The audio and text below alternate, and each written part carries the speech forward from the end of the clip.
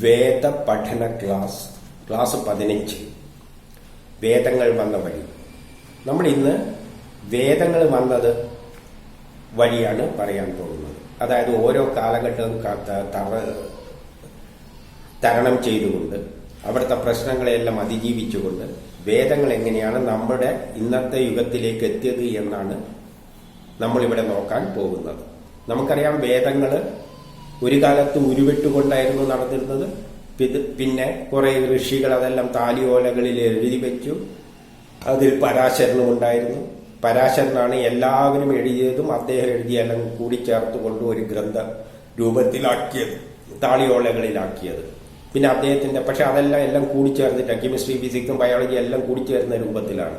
ഇപ്പം വേദവ്യാസൻ, അദ്ദേഹത്തിന്റെ മകനായ വേദവ്യാസൻ അതിനെ 4ആയിട്ട് വ്യസിച്ചു. ഋഗ്വേദം, യജുർവേദം, സാമവേദം എന്ന സയൻസും അഥർവവേദം എന്ന ടെക്നോളജിയും അത് കഴിഞ്ഞതിലും പറഞ്ഞു. ഇങ്ങനെ വേദങ്ങൾ വ്യസിച്ചതിന് ശേഷം അദ്ദേഹം കീഴെ ചിലവരെ ഓരോന്ന് ഏൽപ്പിച്ചു, ഭാവിയിലേക്ക് അത് ട്രാൻസ്ഫർ ചെയ്യാൻ വേണ്ടിയിട്ട്. അങ്ങനെ ഋഗ്വേദം അദ്ദേഹം കൊടുത്തത് പൈലനാണ്. പൈലനത് മാർക്കണ്ഡേയന് കൊടുത്തു. മാർക്കണ്ഡേയൻ അത് കുറെ ശിഷ്യർക്ക് കൊടുത്തു. അപ്പൊ ഒരു 3 തലമുറയോളം എത്തിയിട്ടുണ്ട്, 2ഓ 3ഓ. അപ്പൊ ആ ശിഷ്യന്മാരിൽപ്പെട്ടവരാണ് ശാകല്യനും യാജ്ഞവൽക്യനും. കുറെ ശിഷ്യരുണ്ട്, അതിൽ പ്രധാനപ്പെട്ട 2 പേരാണ് ശാകല്യനും യാജ്ഞവൽക്യനും. അപ്പൊ ഒരു 2 തലമുറ കഴിഞ്ഞപ്പോഴേ രാജാവിന് തോന്നി, ഈ വേദങ്ങളുടെ എല്ലാം അർത്ഥമെല്ലാം നഷ്ടപ്പെടുന്നുണ്ടോ, ആർക്കും മനസ്സിലാകാത്ത അവസ്ഥ വരുമോ എന്നറിയാം. അതിന് രാജാവിന്റെ ധർമ്മമാണല്ലോ. കാരണം ലോകത്തിലുള്ള എല്ലാ സയൻസും കണ്ടെത്തിയതും കണ്ടെത്താതിരിക്കുമായ എല്ലാ സയൻസും അടങ്ങിയ ഗ്രന്ഥങ്ങളാണ് വേദങ്ങൾ. അപ്പൊ അതിന്റെ അർത്ഥം സഹിതം അതിനെ നിലനിർത്തേണ്ടത് രാജാവിന്റെ കടമയാണ്. അപ്പൊ രാജാവ് എന്ത് ചെയ്തു? ഒരു യാഗം വിളിച്ചു ചേർത്തു.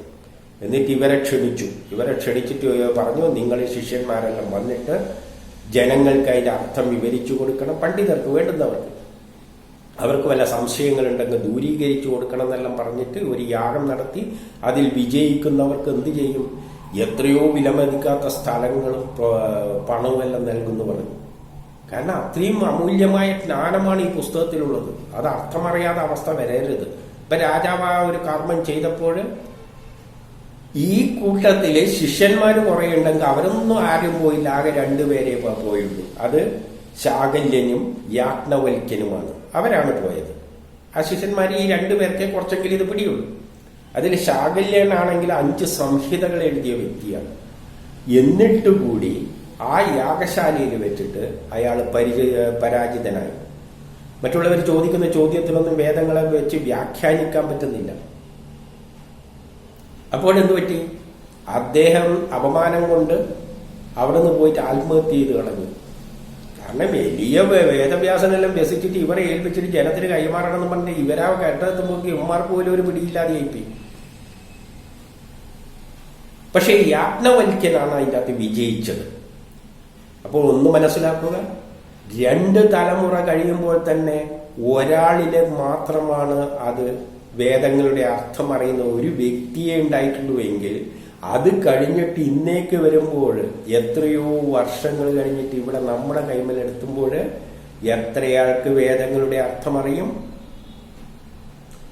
ആരും തന്നെ ഉണ്ടാവില്ല എന്നുള്ളതാണ് വേദവ്യാസം പറയുന്നത്. അത് സത്യവും താന്. ഇന്ന് ആർക്കാണ് വേദങ്ങളുടെ അർത്ഥം അറിയുക?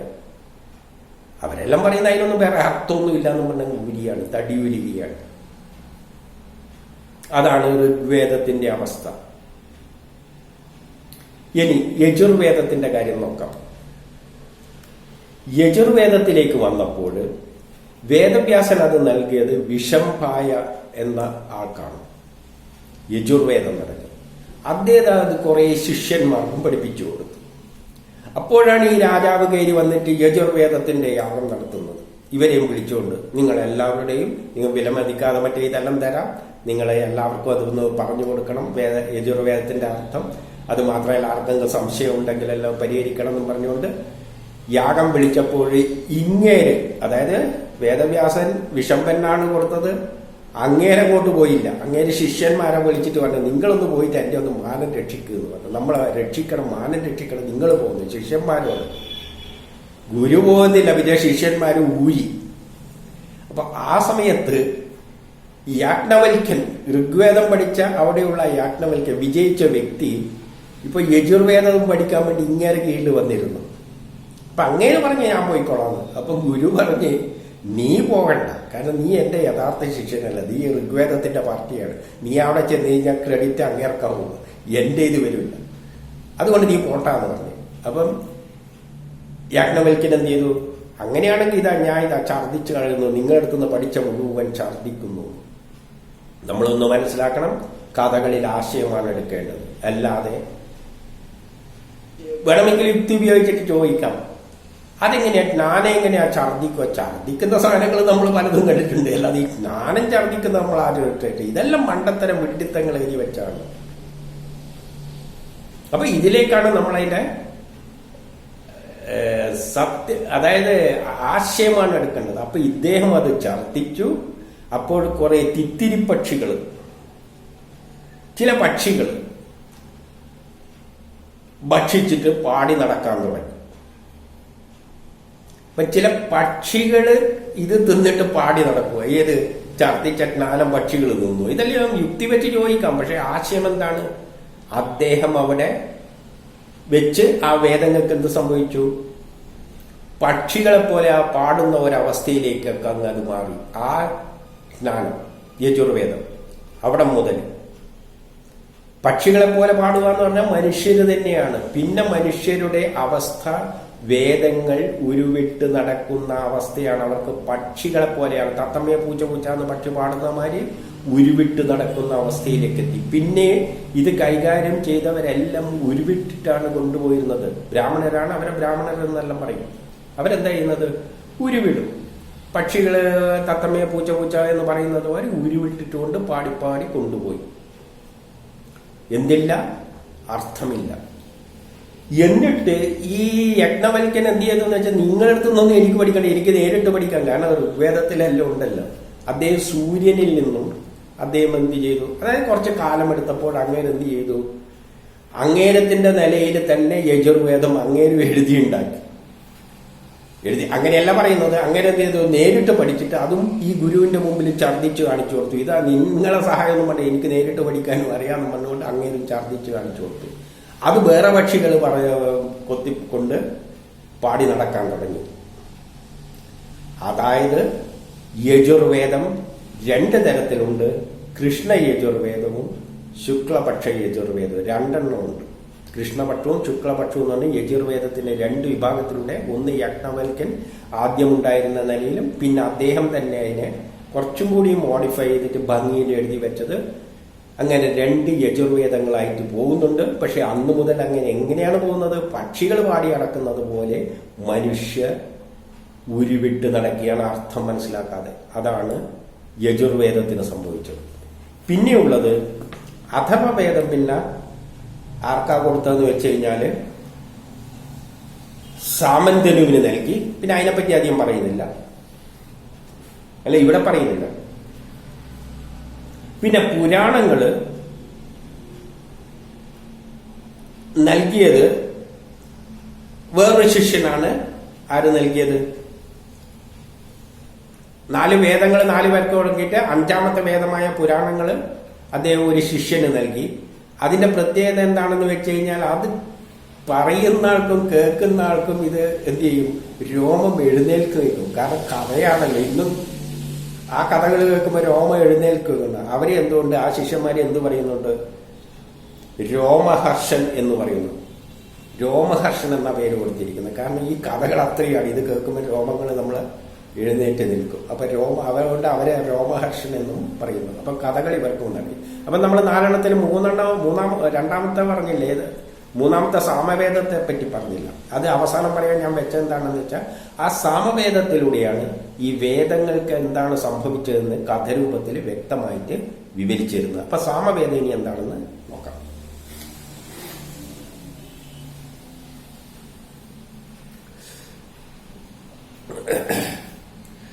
സാമവേദം വേദവ്യാസം നൽകിയവർക്ക് ജമിനിക്കാണ് പ്രചരിപ്പിക്കാൻ വേണ്ടി. സാമവേദമാണ് ഉള്ളതിൽ കുറച്ചും കൂടി മനസ്സിലാക്കാൻ കുറച്ച് പ്രയാസമായ വിഷയം. അപ്പൊ ഈ ഋഗ്വേദം, യജുർവേദം, സാമവേദം എന്തെല്ലാണ്, ഏത് വിഷയങ്ങളാണ് കൈകാര്യം ചെയ്യുന്നതെന്നെല്ലാം നമുക്ക് പിന്നീട് നോക്കാം. നമുക്ക് കെമിസ്ട്രി, ഫിസിക്സ് എല്ലാം പറയുന്നത് പോലെ തന്നെ ഇത് 3 കാറ്റഗറി ആയിട്ട് തിരിച്ചതാണ്. ഈ സയൻസിനെ 3ആയി തിരിച്ചതാണ്. ഓരോന്നിലും ഏതിനാ പ്രാധാന്യം കൊടുക്കുന്നതെല്ലാം നമുക്ക് പിന്നീട് നോക്കാം. പക്ഷെ ഇതാണ് അതിൻ്റെ അകത്ത് കുറച്ചും കൂടി മനസ്സിലാക്കാൻ പ്രയാസമുള്ള വിഷയം, സാമവേദം. അപ്പൊ അത് ജെമിനിക്ക് കൊടുത്തപ്പോൾ ജെമിനിക്ക് തന്നെ ഇത് വലിയ പിടിയൊന്നും കിട്ടിയില്ല.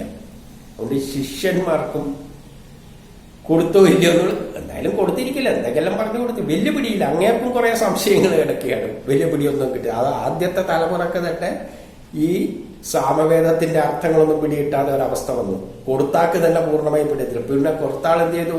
അഥർവവേദം ആർക്കാണ് കൊടുത്തത്? പൈലന് കൊടുത്തിട്ട് പിന്നെ മാർക്കണ്ഡേയനാണ് വേദവ്യാസം കൊടുത്തത്.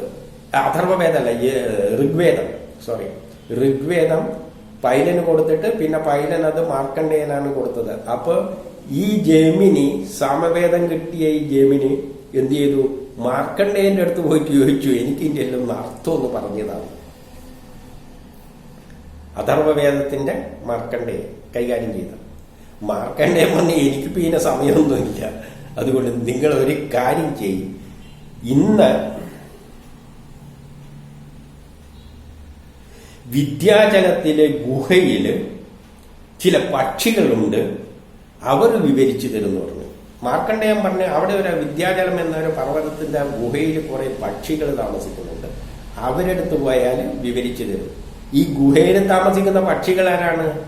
ഋഷികളാണ്.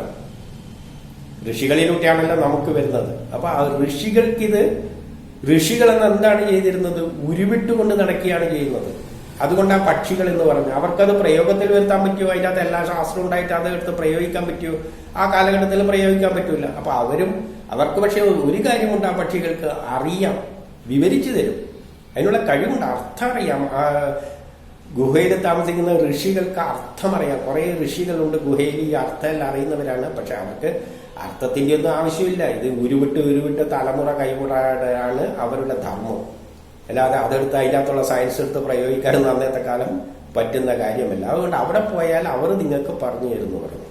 കുറെ ഋഷികളുണ്ട്. അപ്പൊ ഋഷികളിലൂടെയാണ് ഇതെല്ലാം ഇറങ്ങി വന്നതെന്ന് നിന്ന് നമ്മൾ മനസ്സിലാക്കണം. അങ്ങനെ ഇദ്ദേഹം എന്ത് ചെയ്തു? ആ പക്ഷികളെടുത്ത് പോയി. പക്ഷികള് പറയുന്ന കാര്യമാണ് ഇനി പറയാൻ പോകുന്നത്. പക്ഷികൾ എന്താ പറയുന്നതെന്ന് പറഞ്ഞു കൊടുക്കുകയാണ് ഇതിന്റെ ഹിസ്റ്ററി.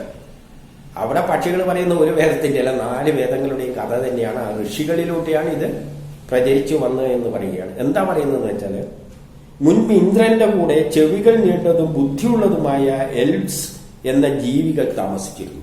പണ്ട് ഇന്ദ്രന്റെ കൂടെ ബുദ്ധിയുള്ള കുറെ ജീവികൾ, എൽബ്സ്, ചെവി നീണ്ട. ഈ ചെവി നീണ്ടാൽ ബുദ്ധി കൂടുതലാണെന്നുള്ളതാണ് പണ്ടത്തെ കാര്യം.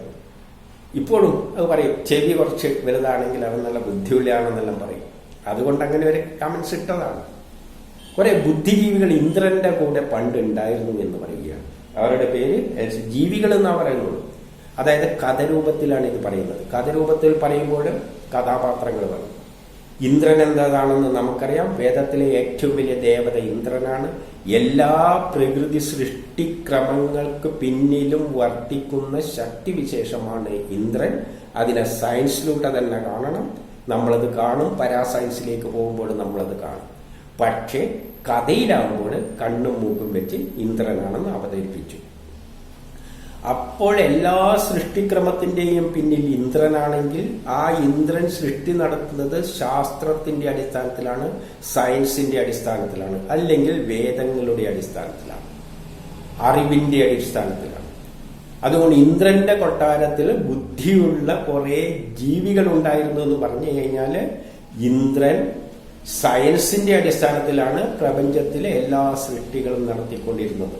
അപ്പൊ ഇന്ദ്രനെ ഒരു കഥാപാത്രമാക്കി ഈ ജ്ഞാനത്തെ, അറിവുള്ളതിനെ ചില ചെവി നീണ്ട ജീവികളായിട്ട് കഥയിൽ ചിത്രീകരിച്ചു. അപ്പൊ എപ്പം മുതൽ വേദമുണ്ട്? പണ്ട് സൃഷ്ടി നടക്കുന്ന സമയത്ത്, ഇന്ദ്രന്റെ സഹായത്താൽ സൃഷ്ടികളെല്ലാം നടക്കുന്ന സമയത്ത് തന്നെ വേദങ്ങളും അതിന്റെ കൂടെ ഉണ്ട്. ഇവിടെ പക്ഷിയായിട്ട് ചിത്രീകരിച്ചു. അവിടെയും വേറൊരു ഫാക്ടറുണ്ട്.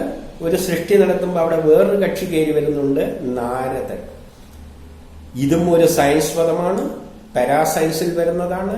ആധുനിക സയൻസിലും ഇതുണ്ട്. അതെല്ലാം നമുക്കിപ്പോ ഇന്നും ഉള്ള സയൻസിലും അതെല്ലാം വരുന്നുണ്ട്. ഈ ഇന്ദ്രൻ വരുന്നുണ്ട്. ഇപ്പൊ ഇന്ദ്രൻ ആരാണെന്നെല്ലാം നമുക്ക് പിന്നീട് മനസ്സിലാക്കാം.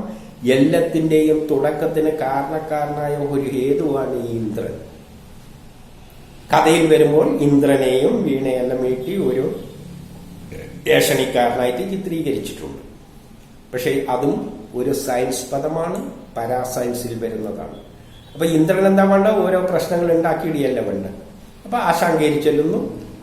അപ്പൊ ഇവർ ബുദ്ധിമാന്മാരാണ്, ഇവർക്ക് എല്ലാ ജ്ഞാനവും ഉണ്ട് എന്ന് പറഞ്ഞാൽ നൃത്തങ്ങളും എല്ലാം അവർ നൃത്തം എല്ലാം അറിയാം. അങ്ങനെ നൃത്തം ചെയ്തുകൊണ്ട് നിൽക്കുന്ന പാർട്ടികളാണ്.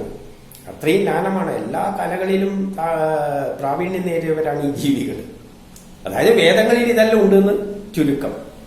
അപ്പൊ ഇന്ദ്രൻ അവിടെ പോയി ചെന്നിട്ട് ഒരു ചെറിയ പ്രയോഗം നടത്തുന്നത് എന്താണെന്ന് വെച്ചാൽ, നിങ്ങൾ ആരാണ് ഏറ്റവും നല്ലോണം നൃത്തം ചെയ്യുക, അവരാണ് എനിക്കൊന്ന് അറിയണം. ഒരു കത്തിച്ചു കൊടുക്കുകയാണ്. നിങ്ങൾ ആരാണ് ഈ കുറെ ജീവികൾ ഉള്ളതിൽ. എന്തിനാ ഇത് പറഞ്ഞതെന്ന് വെച്ചാൽ, അതിന്റെ അടുത്ത് തന്നെ ഗുഹയിൽ ആരുണ്ട്? ദുർവാസാവ് മഹർഷി തപസ് ചെയ്യുന്നുണ്ട്. ദുർവാസാവ്, ദുർവാസനകൾ. അപ്പൊ ഇന്ദ്രൻ ഇവരുടെ അഹങ്കാരികളാണല്ലോ എന്ത് ചെയ്യുക, എന്നാ പിന്നെ ഞാനാണ് ഏറ്റവും നല്ല കേമം വെച്ച് ചാടിപ്പിടിച്ചങ്ങ് ഇറങ്ങി വെച്ചിരുന്നു. അപ്പോഴും ദുർവാസനകൾ ഉണ്ടാകും. അതിന്റെ ഫലമായിട്ടാണ് അധപ്പതനം സംഭവിക്കുന്നത് കഥരൂപത്തിൽ പറയുകയാണ്. അപ്പോൾ ബാക്കിയുള്ള പക്ഷികൾ ഒരു പക്ഷി ഒഴിച്ച് ആ വാപ്പർ എന്നൊരു പക്ഷി ഉപയോഗിച്ച്, ആ ഒരു ജീവി ഉപയോഗിച്ച്, വാപ്പർ എന്ന ഒരു ജീവി ഒഴിച്ച് ബാക്കി ആരും ധൈര്യപ്പെട്ടില്ല. കാരണം നൃത്തം ചെയ്തതിന് ശബ്ദം ഉണ്ടാവും, അപ്പുറത്തെ ദുർവാസാവ് കോപിക്കും. അതുകൊണ്ടാണ്. പക്ഷെ ഇവൻ അഹങ്കാരം മൂത്തിട്ട് ഇവൻ കയറിച്ച് നൃത്തം വെച്ചു. ദുർവാസാവ് ശപിക്കുകയും ചെയ്തു, നീ പക്ഷിയായി പോകട്ടെ. പക്ഷിയായിട്ട് ജനിച്ചിട്ട് അവസാനം നിന്റെ മരണവും ആയുധം കൊണ്ട് തന്നെയായിരിക്കും. അന്ന് മുതൽ അപ്പം സൃഷ്ടി നടക്കുന്ന സമയത്ത് ഇന്ദ്രൻ പ്രപഞ്ച സൃഷ്ടിയെല്ലാം നടത്തുന്ന കാലത്ത് ഈ പ്രപഞ്ച സൃഷ്ടിക്ക് പിന്നിൽ വർത്തിച്ച ഇന്ദ്രൻ എന്ന ശക്തിവിശേഷം വേദങ്ങളുടെ സഹായത്താലാണ് എല്ലാ കർമ്മങ്ങളും നടത്തിയതെങ്കിലും മനുഷ്യരിലേക്ക് അത് വരുമ്പോൾ അന്ന് മുതൽ തന്നെ ആ വേദങ്ങൾക്ക് എന്തുപറ്റി? പക്ഷികളെ രൂപമായി പോയി. അത് കൈകാര്യം ചെയ്യുന്ന മനുഷ്യർക്ക് പാടി നടക്കുന്ന അവസ്ഥയായി പോയി. എന്തുകൊണ്ട്? വേദവ്യാസനടക്കം പാടി നടക്കുകയാണ് ചെയ്തത്.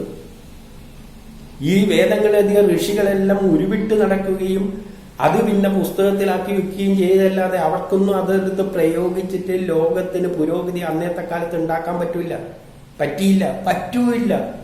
കാരണം വേദവ്യാസന് റോക്കറ്റ് ഉണ്ടാക്കാന്ന് അറിഞ്ഞാന്ന് വെച്ച് കഴിഞ്ഞാല് അതെല്ലാം വേദത്തിൽ എഴുതി വെച്ചിട്ടുണ്ടെങ്കിൽ അദ്ദേഹത്തിന് റോക്കറ്റ് ഉണ്ടാക്കണം അന്നത്തെ അവർക്കൊന്നും റോക്കറ്റ് ഉണ്ടാക്കാൻ പറ്റില്ല. ഒരു ഉദാഹരണം തന്നെ, ഇപ്പം ISROന്റെ ചെയർമാൻ ഉണ്ടെന്ന് വെച്ചോളൂ, റിട്ടയറായ ഒരു ചെയർമാൻ. അദ്ദേഹമാണല്ലോ റോക്കറ്റെല്ലാം വിട്ട്. അങ്ങനെ റിട്ടയറായിട്ട് ഇരിക്കുമ്പോൾ, വീട്ടിലിരിക്കുമ്പോൾ യുക്തിവാദികൾ നിങ്ങളങ്ങനെ റോക്കറ്റ് ഒന്നും ഉണ്ടാക്കിയിട്ട് വിട്ടിട്ടൊന്നുമില്ല, എങ്കിൽ പിന്നെ ഇപ്പൊ ഒന്ന് ഉണ്ടാക്കി കാണിക്കുക, നിങ്ങളൊന്നും ഉണ്ടാക്കി കാണിച്ച ആ ചെയർമാനെ എവിടെ നിന്നാ റോക്കറ്റ് ഉണ്ടാക്കുക? കാരണം ഇത് കാലഘട്ടങ്ങളിലായിട്ട് പുരോഗമിക്കേണ്ടതാണ്. പെട്ടെന്ന് ഒരു നോളജ് ഉണ്ടായിട്ട് എടുത്തങ്ങ് പ്രയോഗിക്കാനൊന്നും പറ്റില്ല. ഒരു നോളജ് പ്രയോഗത്തിൽ വരുത്തേണ്ടിക്ക് പല ഘട്ടങ്ങളിലൂട്ടേ പറ്റൂ. വേദവ്യാസന്റെ കാലത്ത് ഋഷികൾക്ക് ഈ ജ്ഞാനം ചില യുക്തിവാദികളെ ചോദിച്ചതാണ്. എന്നാ പിന്നെ വേദവ്യാസനാണെന്ന് റോക്കറ്റെല്ലാം ഉണ്ടായിക്കൂടെ എന്നെല്ലാം ചോദിക്കുന്ന മാതിരിയാണ് ഈ ചോദ്യങ്ങൾ. അന്നത്തെ കാലത്ത് എന്ത് പറ്റൂല, അവർക്ക് ജ്ഞാനമുണ്ടെങ്കിലും അതൊന്നും പ്രയോഗത്തിൽ വരുത്താൻ പറ്റില്ല. അപ്പൊ അവരും ഋഷികളെല്ലാം തന്നെ അന്ന് മുതൽ വേദങ്ങളുടെ അവസ്ഥ ഉരുവിട്ട് നടക്കുന്ന അവസ്ഥയാണ്. അതിലെ ജ്ഞാനങ്ങളൊന്നും ചിലതെല്ലാം എടുത്തിട്ടുണ്ട്. ആയുർവേദം എടുത്തിട്ടുണ്ട്, ജ്യോതിഷം എടുത്തിട്ടുണ്ട്, പിന്നെ യോഗ എടുത്തിട്ടുണ്ട്. അതിനൊന്നും വലിയ പ്രയാസമില്ല, എല്ലാ കാലത്തും ഉപയോഗിക്കാൻ പറ്റും. അതെല്ലാം എടുത്തിട്ടുണ്ട്. അല്ലാതെ ടെക്നോളജി എന്ന് പറയുന്നത് അന്നത്തെ കാലത്ത് എടുത്ത് പ്രയോഗിക്കുക എന്ന് പറഞ്ഞാൽ നടക്കുന്ന കാര്യമില്ല. അതാണ് ഈ കഥയിലൂടെ പറയുന്നത്. അപ്പൊ പക്ഷികളായിട്ട് പാടട്ടെ എന്നും പറഞ്ഞുകൊണ്ട് ആ വാപ്പറെ ശപിച്ചു, പുനർജനിക്കട്ടെ. അങ്ങനെ അന്നു മുതൽ സൃഷ്ടികാലത്ത് മുതൽ തന്നെ വേദങ്ങളും ഇന്ദ്രനെല്ലാം അതെടുത്ത് പ്രയോഗിച്ചിട്ടുണ്ടെങ്കിലും, സൃഷ്ടികൾ നടത്താൻ വേണ്ടി ഈ ശാസ്ത്രജ്ഞാനം ഉപയോഗിച്ചിട്ടുണ്ടെങ്കിലും, മനുഷ്യരിലേക്ക് വരുമ്പോൾ എന്തുപറ്റി? പാടുന്ന അവസ്ഥയിലേക്ക് ആയി. അതിന്റെ അർത്ഥം മനസ്സിലാകാതെ അവസ്ഥയിലേക്ക് ആയി. അങ്ങനെ ഈ പക്ഷി എവിടുന്ന് തുടങ്ങണം? കൃതയുഗം മുതൽ തുടങ്ങണം. കൃതയുഗം, ത്രേതായുഗം, ദ്വാപരയുഗം പാടിക്കൊണ്ട് വരണം. അപ്പൊ കൃതയുഗത്തില് അന്നെന്താണ് ഉണ്ടായിരുന്ന ഒരു കുബേരന് കുറെ കൈലാസത്തിൽ ഒരു കുബേരനും കുടുംബവും താമസിച്ചിരുന്നു. ആ കുടുംബത്തിൽ ആരാ ഉണ്ടായിരുന്നെന്ന് വെച്ചാൽ കുറെ അടിമകൾ ഭാര്യമാരോടൊത്ത് താമസിച്ചിരുന്നു. അതായത് ഗോത്ര കാലഘട്ടത്തില് ഒരു നേതാവ് ഉണ്ടാവും, അങ്ങേരകളുടെ കുറെ അടിമകൾ ഉണ്ടാവും. മനുഷ്യരുള്ള അടിമകൾക്ക് സമാനമായിരുന്നു അന്നത്തെ കാലഘട്ടത്തിൽ. അവരെ ആകെ ജോലി എന്ന് വെച്ചാൽ ഭാര്യയോടൊത്ത് കൂടിയിട്ട് കുട്ടികളെ ഉണ്ടാക്കലാണ്. അത് നമ്മൾ ഗോത്ര കാലഘട്ടത്തിലേക്ക് നോക്കിയാൽ മതി. എന്താണ് അവർക്ക് എന്തെങ്കിലും കിട്ടണ്ടെങ്കിൽ ഭക്ഷണമൊന്നും ഇല്ലെങ്കിൽ അടുത്ത ദേശത്ത് പോയിരുന്നിട്ട് അവിടുത്തെ മോഷ്ടിച്ചു കൊണ്ടുവരും. അവിടുത്തെ സ്ത്രീകളെയും ആൾക്കാരെയെല്ലാം പിടിച്ചു കൊണ്ടുവരും. ഇവരെ അടിമകളാക്കും. സ്ത്രീകളെലോട്ടെ കുട്ടികളെ വർദ്ധിപ്പിക്കാൻ വേണ്ടി ഉപയോഗിക്കും. ഇതെല്ലാം അന്നത്തെ കാലത്ത് സംഭവിച്ചിരുന്നത് ഗോത്ര കാലഘട്ടത്തിൽ. ആ കാലഘട്ടത്തിൽ ഈ വേദം ഉരുവിടുന്ന കക്ഷികളുണ്ട്. ആരുണ്ട്? ബ്രാഹ്മണരുണ്ട്. അപ്പൊ ഈ പക്ഷി അവിടുത്തെ ശാപം കിട്ടിയിട്ട് പക്ഷിയായിട്ട് ജനിച്ചല്ലോ, വാപ്പർ. ആ പക്ഷി ഇവരെല്ലാം കൂടിയിട്ട് പക്ഷികളായിട്ട് ജനിച്ചു. അതായത് ഉരുവിടുന്ന കർമ്മത്തെ. അപ്പൊ അന്നും ആരുണ്ട്? വേദങ്ങൾ ഉരുവിടുന്ന കക്ഷികൾ അന്നുണ്ട്. അവരാണ് ബ്രാഹ്മണർ എന്ന് പറയുക. കൃതയുഗത്തിലും അവരിങ്ങനെ വേദങ്ങൾ ഉരുവിട്ടുകൊണ്ട് നടക്കും. പക്ഷെ മറ്റേ ഭാഗത്തുള്ളതാണ് ക്ഷത്രിയർ. രാജ്യം ഭരിക്കുന്നവർ ക്ഷത്രിയരാണ്. അപ്പൊ എന്തുകൊണ്ടാണ് രാജ്യം ഭരിക്കാൻ ക്ഷത്രിയര് വേണ്ടി വരുന്നത്? അന്നത്തെ കാലത്തിന്റെ പ്രത്യേകത എന്താണ്? കുറച്ച് ആൾക്കാർ ഒരു ദേശത്തുണ്ടാവും. അപ്പം വേറെ ദേശക്കാർ ഭക്ഷണമൊന്നും ഇല്ലെങ്കിൽ ഇവിടെ വന്നിട്ട് മോഷ്ടിച്ചെടുത്തുകൊണ്ടും ആളുകളെ പിടിച്ചിട്ട് അടിമയാക്കും. അല്ലെങ്കിൽ പെണ്ണുങ്ങളെ കൊണ്ടുപോയിട്ട് വംശവർദ്ധന ഉപയോഗിക്കുമ്പോൾ എന്ത് ചെയ്യും? ഓരോ ദേശക്കാരും അവിടുത്തെ ഒരു ധീരനായ ഒരു നേതാവിനെ, ക്ഷത്രിയനെ എടുത്ത് ഭരണത്തിന്റെ തലപ്പത്തിരുത്തും, അവരെ സംരക്ഷിക്കാൻ വേണ്ടിയിട്ട്. ആ കാലഘട്ടത്തിന്റെ പ്രത്യേകതയാണ്. അത് ബ്രാഹ്മണരായിരിക്കില്ല. ബ്രാഹ്മണർക്ക് അത്ര ലീഡർഷിപ്പ് ക്വാളിറ്റി ഇല്ലല്ലോ. അപ്പം ബ്രാഹ്മണൻ അവിടെ ഇരുന്നിട്ട് ഉരുവിട്ടുകൊണ്ടിരിക്കും. ഇവൻ തലപ്പത്തെത്തുമ്പോൾ ഇവന് എപ്പോഴും അധികാര കസേരയിൽ ഇരിക്കുമ്പോൾ എന്ത് പറ്റും? പിന്നെ ഞാനാണ്, പിന്നെ അവന് തോന്നുന്ന തോന്നിയ വാസങ്ങൾ കാണിക്കുള്ളൂ. ഭരണത്തിൽ കയറി കഴിഞ്ഞാൽ പിന്നെ തലക്കനെല്ലാം വരുമല്ലോ. പ്രത്യേകിച്ച് അന്നത്തെ കാലഘട്ടത്തിൽ ജനാധിപത്യമൊന്നുമില്ല. അപ്പോൾ അവൻ ആദ്യം നോക്കുന്ന ഇവിടെ കുറെ എണ്ണം ഇരുന്നിട്ട് ഇങ്ങനെ വേദമന്ത്രം ഉരുവിടുന്നത് എന്ത് ഗുണമില്ലാതെ ഇതിങ്ങനെ എന്തോ നീ ചൊല്ലിക്കൂട്ടുന്നതെന്ന് വെച്ച് അവന്മാരെ കളിയാക്കാൻ തുടങ്ങും. അത് മാത്രമല്ല, പക്ഷെ ഇവന്മാർക്ക് ബുദ്ധിയുള്ളതുകൊണ്ട്, ബ്രാഹ്മണർക്ക് ബുദ്ധിയുള്ളതുകൊണ്ട് ഇവർ എന്ത് ചെയ്യുന്നു വെച്ചാൽ ഇവൻ ഭരണത്തിൽ ഇരുന്നിട്ട് തെറ്റുകൾ ചെയ്യുമ്പോൾ ഇവർ പറയുന്നത് അവന്റെ പോക്ക് ശരിയല്ലേ, അവനെ പിടിച്ച് മാറ്റണമെന്ന് പറയും. അതോടുകൂടി അവന്റെ ശത്രുത ബ്രാഹ്മണതായിരിക്കും, ബുദ്ധിയുള്ളവന്റെ നേരെയായിരിക്കും. അവനെ തട്ടുകയും ചെയ്യും. അത് നമ്മൾ ഏത് യുഗത്തിൽ കണ്ടിട്ടുണ്ട്? പരശുരാമ കഥയിൽ ആദ്യത്തെ ഹൃദയുഗത്തിന്റെ അവസാനത്തിൽ പരശുരാമൻ ജനിച്ചതിനാണ് ബ്രാഹ്മണർ മുഴുവൻ ക്ഷത്രിയര് ഈ ഭരണത്തിൽ ദുഷിച്ച ക്ഷത്രിയര് ഉപദ്രവിച്ച് കൊല്ലുമെല്ലാം ചെയ്തപ്പോൾ അതിന് പ്രതികാരം തീർക്കാൻ വേണ്ടിയിട്ട് പരശുരാമൻ അവതരിച്ചിട്ട് കാലം പരശുരാമൻ എന്ന കാലത്തെയാണ്. ആ കാലം എന്ത് ചെയ്തു? ഒരാളങ്ങനെ അധർമ്മിയായിട്ട് മാറുമ്പോൾ എല്ലാ ജനങ്ങളും കൂടി അങ്ങനെ തല്ലിക്കൊല്ലും. അതാണ് സംഭവിക്കുക. അങ്ങനെ ലോകം മുഴുവൻ പരശുരാമൻ സഞ്ചരിച്ചിട്ട് എത്രയോ കിണറുകൾ ക്ഷത്രിയ രക്തം കൊണ്ട് നിറച്ചു എന്നാണ് പറയുന്നത്. അധർമ്മികളായ ക്ഷത്രിയരെ കൊണ്ട് ബ്രാഹ്മണരെ രക്ഷിക്കാൻ.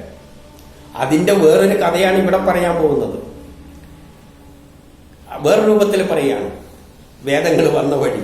അപ്പം വേദങ്ങള് പക്ഷികൾ രൂപത്തിൽ ഉരുവിട്ട് വരികയാണല്ലോ. മനുഷ്യരെ തന്നെയാണ് ഉദ്ദേശിക്കുന്നത്. ഉരുവിട്ട് വരുന്ന പക്ഷികളായിട്ട് ചിത്രീകരിച്ചിട്ട് ഈ പക്ഷി മറ്റേടത്ത് അപ്രതന്തിയാണ്. ഈ അടിമകൾ ഭാര്യമാരൊത്ത് രമിച്ച് കുട്ടികളെ ഉണ്ടാക്കിക്കൊണ്ടിരിക്കും. ഈ പക്ഷിയാണ് അവിടെ കയറിച്ചിരുന്നത്. അപ്പൊ അവന്മാർക്ക് ഇവന്മാരെ കണ്ടപ്പോൾ ഒരു ശല്യം തോന്നി. ആ ഒരു അടിമ എന്ത് ചെയ്തു? ഈ പക്ഷീനെ അങ്ങ് കൊന്നുകളഞ്ഞു. പക്ഷീനെ കൊന്നുകളഞ്ഞു. അപ്പൊ ആ കാലഘട്ടത്തിന്റെ പ്രത്യേകതയാണ്. ഈ വേദം ഉരുവിട്ട് വന്നവർക്ക് നടന്ന സംഭവങ്ങൾ കഥാരൂപത്തിൽ പറയുകയാണ്. അങ്ങനെ ഇരുന്നപ്പോ ഈ ആ പക്ഷീന്റെ പേരെന്താണ്?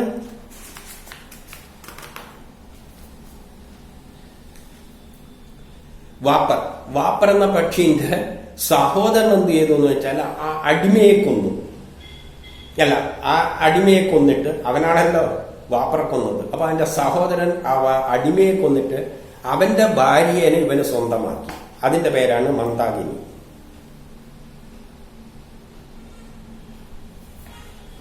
ഇത് പരശുരാമ കഥയിലെ മാതിരി തന്നെയാണ്.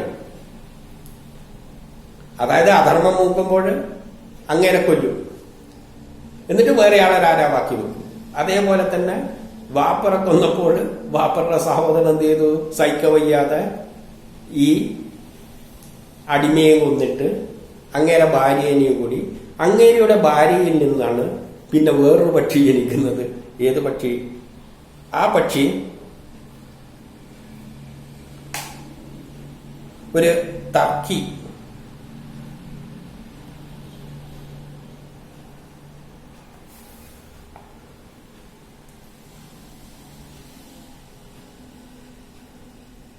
താർഷി എന്ന പക്ഷി ജനിക്കുന്നത്. താർഷി. അപ്പോഴ് വാപ്പർ എന്ന പക്ഷിയുടെ ഒരു സഹോദരൻ ഈ വാപ്പറെ കൊന്ന ആ അടിമയെ കൊന്നിട്ട് അദ്ദേഹത്തിന്റെ ഭാര്യയായ മന്ദാകിനിയെ സ്വന്തമാക്കിയിട്ട് കഴിയുമ്പോൾ അവരിലുണ്ടായ കുട്ടിയാണ് താർഷി. അതും ഒരു പക്ഷി തന്നെ. അതായത് വേദങ്ങള് ഹൃദയുഗത്തിൽ നിന്ന് തുടങ്ങി ഇത്രയും അന്ന് വേദങ്ങൾ കൈകാര്യം ചെയ്യുന്ന ബ്രാഹ്മണർക്ക് ഇത്രയും പ്രശ്നങ്ങൾ ഉണ്ടായിരുന്നു. അവർ ഇതിനെല്ലാം അതിജീവിച്ചിട്ടാണ് പിന്നെയും ഉരുവിട നിലയിലാണ് വന്നുകൊണ്ടിരുന്നത്. പിന്നെ ഈ താർഷി എത്തുന്ന എവിടെയാണെന്ന് വെച്ചാൽ അത് മഹാഭാരത യുദ്ധകഥയില്. അപ്പൊ എവിടെ വരെ പാടിക്കൊണ്ട് വരികയാണ്? മഹാഭാരത യുദ്ധം. മഹാഭാരത യുദ്ധ കഥയില് ദ്രോണരുടെ ഭാര്യയായിരുന്നു ഈ താർഷി എന്ന പക്ഷി. ദ്രോണാചാര്യര് പക്ഷീനെ കല്യാണം കഴിക്കില്ലല്ലോ. അപ്പൊ അതിൻ്റെ അകത്ത് മനസ്സിലാക്കണം, പക്ഷി എന്നതുകൊണ്ട് ഉദ്ദേശിക്കുന്നത് വേദങ്ങള് ഉരുവിടുന്ന നിലയില് എവിടെ എത്തി? മഹാഭാരത കഥയില് യുദ്ധം നടക്കുന്ന അവസരത്വം വരെ ഇങ്ങനെ ഉരുവിടുന്ന നിലയിൽ വന്നു എത്തി നിൽക്കുകയാണ്. ഈ മഹാഭാരത യുദ്ധ കഥയാണ് മൂന്നാം ലോക മഹായുദ്ധം. അത് ഞാൻ മഹാഭാരത കഥ അപ്ലോഡ് ചെയ്തിട്ടുണ്ട്, ഇന്നത്തേതുമായിട്ട് താരതമ്യപ്പെടുത്തിക്കൊണ്ട്. അതിലൊക്കെ പറഞ്ഞ കാര്യങ്ങളാണ്. എന്നാലും ഇപ്പോൾ നമ്മൾ ഒന്നേന്ന് തുടങ്ങുന്നത് കൊണ്ട് ഇനി കുറെ അങ്ങോട്ട് വരുമ്പോൾ മഹാഭാരത കഥയെല്ലാം പറയും. അപ്പം മനസ്സിലാക്കാം അത് മൂന്നാം ലോക മഹായുദ്ധമാണ്. ഇന്ന് നമ്മൾ മൂന്നാം ലോക മഹായുദ്ധത്തിന്റെ വക്കിലാണ് നിൽക്കുന്നത്. ലോകം മുഴുവൻ പറയുന്നത് മഹാഭാരതം മൂന്നാം ലോക മഹായുദ്ധമാണ്. ഇന്ന് റഷ്യയും ഉക്രൈനും അതിന് പിന്നിലും മറ്റുള്ള രാഷ്ട്രങ്ങളെല്ലാം ചേർന്നുകൊണ്ട് വലിയൊരു ധ്രുവീകരണം നടന്നിട്ട് ഏറ്റുമുട്ടൽ നടന്നുകൊണ്ടിരിക്കുന്നുണ്ട്. എവിടെ എത്തുമെന്ന് പറയാൻ പറ്റില്ല. അത് മൂന്നാം ലോക മഹായുദ്ധത്തിന്റെ ഘട്ടത്തിലാണ് നമ്മൾ നിൽക്കുന്നത്. ആ സ്റ്റേജ് വരെ ഈ താർഷി എന്ന പക്ഷിയും വന്നിട്ട് ദ്രോണാചാര്യരുടെ അവിടെയുള്ള ദ്രോണാചാര്യരുടെ യുദ്ധം നടത്തുന്ന കക്ഷികളാണല്ലോ. ദ്രോണാചാര്യരുടെ ഭാര്യയായിട്ട് ഉണ്ട്. അപ്പം ദ്രോണാചാര്യരുടെ ഭാര്യയാണ് താർഷി എന്ന പക്ഷി. അപ്പൊ ഈ യുദ്ധ സമയത്ത് ഒരു അസ്ത്രം അവരുടെ ആ പക്ഷിയുടെ വയറ്റിൽ തട്ടിയിട്ട് വയറ്റിൽ നിന്നും 4 മുട്ടകൾ പുറത്തേക്ക് വരികയാണ്. 4 മുട്ടകൾ എന്താണ്? വേദങ്ങൾ. ഈ മുട്ടകളെ വേറൊരു ബ്രാഹ്മണനെടുത്തിട്ട് പരിപാലിച്ച് വിരിയിപ്പിക്കുമ്പോൾ ആ മുട്ടയിൽ നിന്ന് വരുന്ന പക്ഷികൾക്ക് ഒരു പ്രത്യേകതയുണ്ട്. അതിന് സംസാരിക്കാൻ പറ്റും. ഉരുവിടലല്ല, സംസാരിക്കാൻ പറ്റും. അതായത് ഈ 4 വേദങ്ങളെ 4 പക്ഷികളായിട്ട് വരുന്നതായിട്ട് മുട്ടയിൽ നിന്ന് വിരിഞ്ഞു വരുന്ന പക്ഷികളായിട്ട് ചിത്രീകരിച്ചുകൊണ്ട് ഈ പക്ഷികൾക്ക് എന്ത് ചെയ്യാൻ പറ്റും? സംസാരിക്കാൻ പറ്റും. അതായത് മഹാഭാരത യുദ്ധം മൂന്നാം ലോക മഹായുദ്ധത്തിന് ശേഷം, കുരുക്ഷേത്ര യുദ്ധത്തിന് ശേഷമാണ് വേദങ്ങൾ മുട്ടയായിട്ട് വീഴുകയും ഈ പക്ഷിയിൽ നിന്ന് ഉരുവിട്ടുകൊണ്ടിരുന്ന അവസ്ഥയിൽ നിന്നും ആ മുട്ട പൊട്ടിവരുന്ന 4 പക്ഷികൾക്ക് ലോകത്തോട് സംസാരിക്കും വേദത്തിന്റെ മഹത്വം. ഈ കാലഘട്ടത്തിൽ നമ്മളിപ്പം വേദത്തിന്റെ മഹത്വമാണ് പറഞ്ഞുകൊണ്ട് പോകുന്നത് എന്ന് കൂടി ചിന്തിച്ചു നോക്കുക. വേദത്തിന്റെ മഹത്വം, വേദത്തിലുള്ള സയൻസ് എല്ലാം പക്ഷികൾ പറയാൻ തുടങ്ങിയാണ്, ലോകത്തോട് വിളിച്ചു പറയാൻ തുടങ്ങിയാണ്. അത് നമ്മൾ തുടക്കം കുറിച്ചിട്ടുണ്ട്. അത് ഏത് സമയത്താണ്? മൂന്നാം ലോക മഹായുദ്ധം നടക്കാൻ പോകുന്ന കാലത്ത്. ആ യുദ്ധം നടക്കുകയോ ഇല്ലയോ എന്നുള്ളത് അപ്പോൾ നമ്മൾ ശങ്കിക്കേണ്ടിയിരിക്കുന്നു. ഈ മൂന്നാം ലോക മഹായുദ്ധം തന്നെയാണ് മഹാഭാരത യുദ്ധം. അപ്പൊ ഈ പക്ഷികൾക്ക് എങ്ങനെ സംസാരിക്കാൻ പറ്റുന്നു? ബാക്കിയുള്ള പക്ഷികൾക്കൊന്നും സംസാരിക്കാൻ പറ്റില്ലല്ലോ. ഈ പക്ഷികൾക്ക് എങ്ങനെയാണ് സംസാരിക്കാൻ പറ്റുന്നു എന്നുള്ളത് വേറൊരു കഥയിലൂടെ പറഞ്ഞു വെക്കുകയാണ്. എല്ലാം കഥരൂപത്തിലാണ്, ആശയമെടുത്തിട്ടേ അതിനെ അർത്ഥം മനസ്സിലാക്കാൻ പറ്റും. എന്താ കഥ എന്ന് നോക്കാം. വർഷങ്ങൾക്ക് മുമ്പ് ഒരു രാജാവിന്റെ, സുക്രീഷ് എന്നൊരു രാജാവിന് 4 മക്കളുണ്ടായിരുന്നു. ഈ 4 മക്കളിൽ നിന്ന് 4 വേദത്തിന്റെ നിലയിൽ തന്നെയാണ് ഈ പറയുന്നത്, സംരക്ഷിക്കേണ്ടവര്, 4 വേദങ്ങളെ സംരക്ഷിക്കേണ്ടവര്. അപ്പം ഒരു കാലത്ത് കുറച്ച് രാജാക്കന്മാർ, ഒരു രാജാവുണ്ടായിരുന്നു, കുറെ 4 മക്കളുണ്ടായിരുന്നു. മക്കളിലൂടെയാണല്ലോ രാജ്യഭരണം എല്ലാം നടക്കുക. അപ്പൊ അവരുടെ ധർമ്മമാണ് എന്ത്? വേദങ്ങള് സംരക്ഷിക്കേണ്ടത്. ഇതുവരെ ഭരിച്ച ഭരണകർത്താക്കളുടെ ഉത്തരവാദിത്വമായിരുന്നു ഈ ഋഷികളെല്ലാം എഴുതി വെച്ച വേദങ്ങളെ അർത്ഥസഹിതം മനസ്സിലാക്കാൻ ശ്രമിച്ചിട്ട് അത് കണ്ടെത്തേണ്ടതും പരിപാലിക്കേണ്ടതെല്ലാം ധർമ്മം ആർക്കായിരുന്നു? അതിന് വലിയൊരു തന്നെ ചെയ്യണമായിരുന്നു ഈ രാജാക്കന്മാരുടെ. അവരുടെ രക്തവും മാംസവും എല്ലാം ഈ ജ്ഞാനം വെളിയിലേക്ക് സ്പ്രെഡ് ചെയ്യുന്നതിന് വേണ്ടി ഉപയോഗിക്കണമായിരുന്നു. അപ്പോൾ ഈ രാജാവിന് 4 മക്കളുണ്ടായിരുന്നു. ഒരു ദിവസം വിശന്ന അവശനായ ഒരു പക്ഷിയുമായി നാരദൻ അവിടെ വന്നു. എല്ലാത്തിനും നാരദനാണല്ലോ. അപ്പൊ നാരദൻ അവിടെ ഈ രാജാവിന്റെ കൊട്ടാരത്തിൽ വന്നിട്ട് പറയാണ്, വിശന്ന് വലഞ്ഞ ഒരു പക്ഷിയുമായിട്ടാണ് വരുന്നത്. ആ പക്ഷി ആരാണെന്ന് വെച്ചാൽ ഇന്ദ്രനാണ്. കാരണം ആ പണ്ട് രാജഭരണകാലത്ത് ഈ വേദങ്ങളെല്ലാം ഉരുവിടുന്ന രൂപത്തിലുണ്ട്. അതിന്റെ അർത്ഥം മനസ്സിലാക്കിയിരുന്നുവെങ്കിൽ അന്ന് തന്നെ അതെല്ലാം ഉപയോഗിച്ചിട്ട് എന്ത് ചെയ്യാമായിരുന്നു? ലോക പുരോഗതിയിലേക്ക് കാൽ വെക്കാമായിരുന്നു. ഇന്നത്തെ ശാസ്ത്രജ്ഞന്മാർ കണ്ടെത്തേണ്ട ആവശ്യമൊന്നും ഉണ്ടായിരുന്നില്ല. അന്നത്തെ രാജാക്കന്മാര് വേദങ്ങളെടുത്ത് അതിലുള്ള സയൻസ് എല്ലാം മനസ്സിലാക്കിയിരുന്നെങ്കിൽ ലോകത്തോട് പറയുകയും പുരോഗതി നേടുകയും എല്ലാം ചെയ്യുന്നു. ഈ പുരോഗതി നേടുമ്പോൾ എന്ത് വേണം? പല നിർമ്മാണങ്ങളെല്ലാം നടക്കും, പുരോഗതി നടക്കുമ്പോൾ ഇന്ദ്രനാണല്ലോ ഇതിന്റെ പിന്നിലെല്ലാം വർക്ക് ചെയ്യുന്നത്. ഇന്ദ്രനാണ് എല്ലാ കർമ്മങ്ങളുടെയും നേതൃത്വം ഏറ്റെടുത്ത് നടപ്പാകും. നമ്മൾ ചെയ്യുന്ന എല്ലാ പ്രവൃത്തിയുടെ പിന്നിലും ആ ഇന്ദ്രൻ എന്നൊരു പ്രതിഭാസമുണ്ട്. കഥയിലാണ് കഥാപാത്രമായിട്ട്. അപ്പൊ ആ കാലത്ത് ഈ വേദങ്ങളൊന്നും ഉപയോഗിക്കാത്തത് കൊണ്ട് എന്ത് പറ്റി? രാജാവിന് വേദങ്ങളൊന്നും ഉപയോഗിച്ചില്ല, ശാസ്ത്ര പുരോഗതിയില്ല, നാട്ടിലൊരു ചുക്കുമില്ല, ഇന്ദ്രന് ഒരു വിലയുമില്ല. ഇന്ദ്രൻ ലോകേനെ സൃഷ്ടിച്ചു വെച്ചോ, ശാസ്ത്ര പുരോഗതി ഇല്ലാത്തത് കൊണ്ട് ഇന്ദ്രന് വേറെ ജോലിയൊന്നുമില്ല. സൂക്ഷിച്ച പക്ഷിയായി ആർക്കും വേണ്ടാത്തവനായിട്ട് ഇങ്ങനെ ഇരിക്കുകയാണ്. ഈ പക്ഷീനെ കൊണ്ടുവന്നിട്ടാണ് പറയുന്നത്, ഈ ഇന്ദ്രൻ ഈ പക്ഷിയുമായിട്ടാണ് നാരദൻ വന്നത്. നാരദൻ വന്നിട്ട് രാജാവോട് പറയാണ്, നിങ്ങളുടെ മക്കളുടെ രക്തവും മാംസവും നൽകിയിട്ട് ഈ പക്ഷീനെ ആക്റ്റീവ് ആക്കണം ഇന്ദ്രന്. അതായത് മക്കൾ എന്തിനു വേണം? രാജ്യ നന്മയ്ക്ക് വേണ്ടിയിട്ട് ത്യാഗങ്ങൾ സഹിച്ചിട്ട് ഈ വേദങ്ങളെല്ലാം പഠിച്ചിട്ട് അതിന്റെ ജ്ഞാനം ഉപയോഗിച്ചുകൊണ്ട് ലോക പുരോഗതിക്കായിട്ട് വർക്ക് ചെയ്യുമ്പോൾ ഇന്ദ്രൻ വന്ന് സഹായിക്കും എല്ലാ കർമ്മങ്ങളും പൂർത്തീകരിക്കാൻ. അതുകൊണ്ട് എന്ത് പറയാണ്, ഈ ഇന്ദ്രന് നിങ്ങൾ എന്ത് ചെയ്യണം? നിങ്ങളുടെ മക്കളുടെ രക്തവും മാംസവും നൽകണമെന്ന്. അപ്പം മക്കള് പറഞ്ഞ് നമുക്ക് ഈ പരിപാടിയൊന്നും നടക്കില്ല, നമുക്ക് വേറെ വഴിയുണ്ട് പറഞ്ഞ് മക്കള് തടി ഊരി. അപ്പോഴ്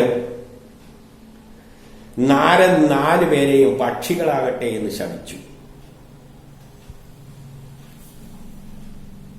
അതായത് ഉരുവിട്ട് നടക്കുന്ന പറ്റിയിട്ട് അവർക്ക് ഇതൊന്നും വയ്യ, വേദത്തിലുള്ള സയൻസ് നോക്കാനും വയ്യ, ഒന്നും വേണമെങ്കിൽ ഉരുവിട്ട് നടന്നോളാം. പിന്നെ അതിന്റെ ശേഷം എന്താ സംഭവിച്ചത്? പക്ഷികളായിട്ട് ഈ മക്കൾ ഉരുവിട്ട് അങ്ങനെ നടക്കുകയാണ്. ഒരു ഉപയോഗമില്ല, നാട്ടില് ഇല്ലാതെ മാതിരി. പക്ഷെ പിന്നെ ഈ ശാപം കിട്ടിയപ്പോൾ ഒരു ക്ഷമാപണമെല്ലാം നടത്തിയിട്ട് ശാപമോക്ഷമാണ്. അന്നേരം പറഞ്ഞ് എന്നാ പിന്നെ ഈ മഹാഭാരത യുദ്ധകാലത്തിന് ദ്രോണരുടെ ആ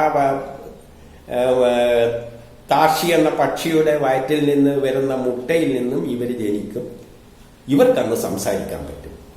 അപ്പൊ ആ സമയത്താണ് അന്നുള്ളവരാണ് എന്ത് പറ്റുന്നത്? ഈ പക്ഷികളായിട്ട് അതുകൊണ്ടാണ് ഇവർക്ക് ഇപ്പം സംസാരിക്കാൻ ഈ പക്ഷികൾക്ക് അനുവാദം കിട്ടിയതെന്ന് പറയുകയാണ്.